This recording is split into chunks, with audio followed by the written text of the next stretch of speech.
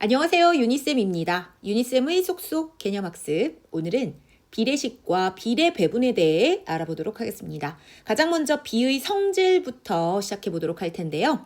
자, 그 전에 비의 전항과 후항이란 무엇인지 알아보도록 할게요. 자, 2대 3이라는 비가 있습니다. 자, 이 기호를 기준으로 했을 때 앞에 있는 수 2가 있고요. 뒤에는 3이 있습니다. 바로 이 2를 전항이라고 하고요. 뒤에 있는 수 3을 후항이라고 합니다. 앞에 있는 수는 전항, 그리고 뒤에 있는 수는 후항이에요.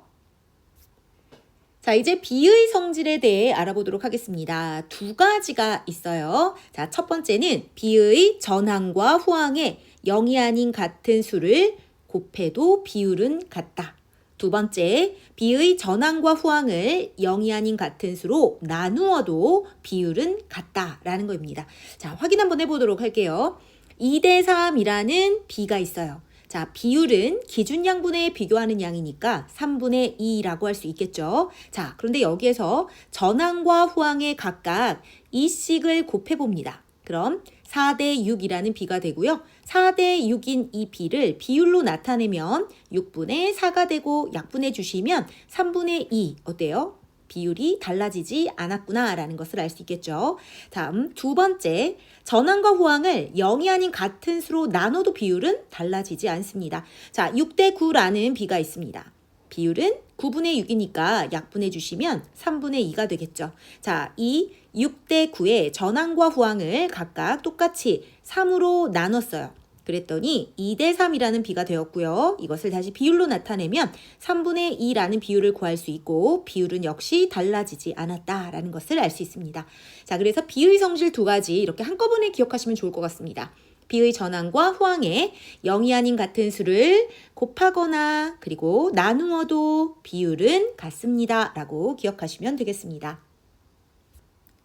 자, 이제 세 번째 개념으로 들어갑니다. 우리 앞에서 비의 성질에 대해 알아보았는데요. 그 비의 성질을 이용해서 간단한 자연수의 비로 나타낼 수 있습니다. 네 가지 유형으로 나누어서 살펴보도록 할게요. 첫 번째는 자연수의 비예요. 예를 들어 볼게요. 8대 20이라는 자연수의 비가 있습니다. 이 자연수의 비를 간단한 자연수의 비로 나타내 볼 거예요. 전항과 후항을 8과 20의 최대 공약수인 4로 한번 나눠보도록 할게요. 자, 그럼 어떻게 될까요? 4로 나누시면 2대 5라는 간단한 자연수의 비로 나타낼 수 있다라는 것을 알 수 있겠습니다. 자, 이제 두 번째 보도록 할게요. 두 번째는 소수의 비예요. 0.13이 있고 0.2가 있어요. 0.13 대 0.2. 소수 별로 안 좋아하잖아요. 그렇죠? 자, 그래서 이 소수를 자연수로 만들려면 어떻게 해야 될까를 생각해 보시면 돼요. 자, 10을 곱한다면 0.2는 2가 되겠지만 0.13은 1.3 그대로 소수로 남겠죠. 그래서 이 소수 두 자릿수를 자연수로 나타내기 위해서 전항과 후항에 각각 100씩을 이렇게 곱해줍니다. 자, 그러면 0.13에 100을 곱했으니 13이 되고요. 그리고 0.2에 100을 곱하면 20이 되어서 이와 같이 간단한 자연수의 비로 나타낼 수 있겠습니다. 세 번째 유형입니다. 이번엔 분수의 비를 간단한 자연수의 비로 나타내 보도록 할 거예요. 3분의 1 대 5분의 1이 있습니다. 자, 이 경우에는요. 분모의 공배수를 전항과 후항에 각각 곱해주시면 되는데요. 가능하면 작은 수를 곱하는 게 좋겠죠. 그래서 최소 공배수를 곱해줍니다. 최소 공배수 15를 전항과 후항에 이렇게 곱해주시고 약분할 수 있어요. 자, 계산해 주시면 간단한 자연수의 비 5대 3을 이와 같이 구해볼 수 있겠습니다. 자, 이제 네 번째는요. 소수와 분수의 비예요. 소수와 분수가 섞여 있는 경우가 있겠죠. 예를 들어 0.9대 5분의 1을 보도록 할게요. 자, 이때는 소수를 분수로 나타내거나 아니면 분수를 소수로 나타내서 간단한 자연수의 비로 나타내 주시면 됩니다. 자, 우리 첫 번째 소수를 분수로 나타내 볼게요. 그러면 10분의 9가 되고요. 그리고 5분의 1이 되겠죠. 이제 분모의 최소 공배수를 전항과 후항에 곱해줄 겁니다. 곱하기 10, 곱하기 10을 해주시면 약분해서 9가 되고요. 그리고 여기는 약분해서 2가 되겠죠. 9대 2라는 간단한 자연수의 비로 나타낼 수 있고요. 자, 이제 두 번째로는 소수로 나타내 볼게요. 그러면 0.9대 5분의 1은 소수로 0.2가 되겠죠. 0.2. 전항과 후항에 각각 10을 곱합니다. 10을 곱하고 10을 곱해요. 그러면 9대 2라는 역시 간단한 자연수의 비로 나타내 볼 수 있겠습니다.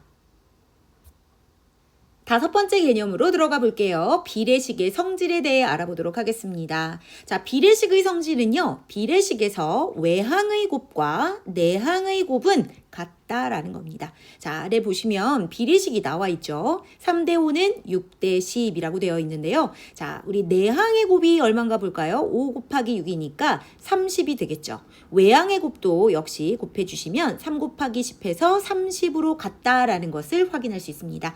비례식의 성질, 외항의 곱과 내항의 곱은 같다라고 기억하시면 되겠습니다. 여섯 번째 개념입니다. 비례식의 성질을 이용해서 네모의 값을 구해볼 수 있는데요. 외항의 곱은 내항의 곱과 같다라는 비례식의 성질을 이용합니다. 3대 4는 9대 네모라고 되어 있는데요. 우리 외항의 곱을 먼저 써볼게요. 3과 네모의 곱은 내항의 곱, 4와 9의 곱과 같다라고 하시면 되고요. 자, 그러면 3 곱하기 네모는 36이 되고 네모는 36을 3으로 나눠보시면 12라는 네모의 값을 이렇게 구할 수도 있겠습니다. 자, 그런데 이 네모의 값을 비의 성질을 이용하실 수도 있겠죠. 자, 보세요. 3대 4는 9대 네모라고 되어 있는데요. 우리 전항을 한번 보세요. 3이 9가 되었습니다. 얼마를 곱했을까요? 3을 곱했겠죠. 그렇다면 후항인 4에도 똑같이 3을 곱해주시는 거죠. 3, 4, 12 같은 결과를 확인해 볼 수 있겠습니다. 일곱 번째 비례식의 활용 살펴볼게요. 구하려는 것을 네모로 놓고 비례식의 성질 또는 비의 성질을 이용해서 답을 구해볼 수 있겠습니다. 문제 먼저 확인해 볼게요. 상자 안에 들어있는 빨간 구슬과 파란 구슬수의 비가 4대 5고요. 빨간 구슬이 16개일 때 파란 구슬은 몇 개인지 구하시오라고 했습니다. 비례식을 먼저 세워보도록 할게요. 자, 4대 5는 빨간 구슬이 16개니까 16대 네모 이렇게 놓으시면 되죠. 비례식을 세우실 때 전항과 후항의 항목을 잘 살펴보셔야 돼요.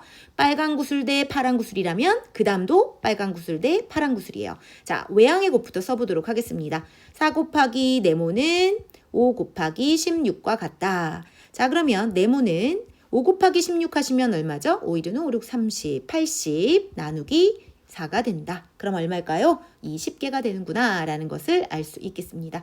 같은 문제를 비의 성질을 이용할 수도 있겠죠. 4대 5는 16대 네모라고 이렇게 비례식은 똑같이 세워주시고요.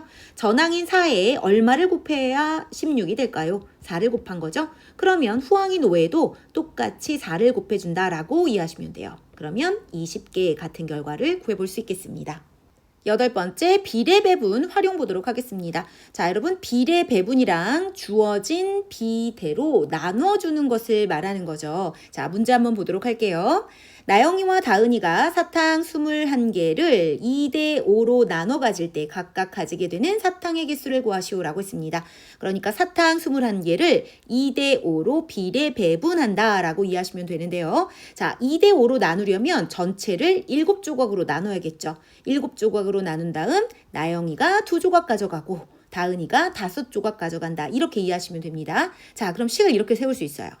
먼저 나영이부터 보도록 할게요. 전체 21개인데 이것을 일단 둘의 합인 2대 5라고 되어 있는데요. 2와 5의 합인 7로 나눈 것 중에 나영이는 이만큼을 가질 거예요.